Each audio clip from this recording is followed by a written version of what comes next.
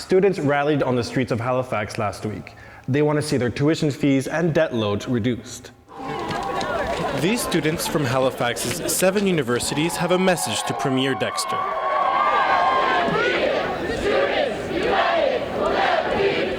They want the government to reduce their tuition fees. Any much more than we already pay, considering Dalhousie has one of the highest tuition rates in Canada, is too much. The government says it will cap tuition fees at 3% next year. In the short term, $100 is $100, which is not great, but not horrible. But in the long term, it's so much more. There's been a tuition freeze since 2007, but it expires at the end of next month. The students rallied during the Student Day of Action on February 2nd.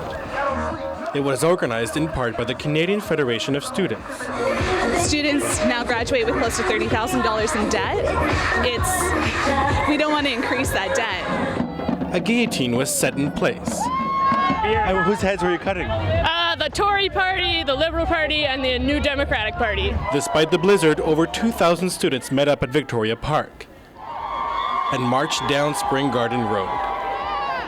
The police say they didn't know the demonstrators' itinerary.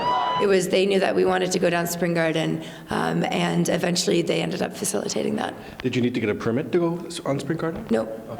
The students called out for the premier at the Province House. Unfortunately, the House was not in session that day.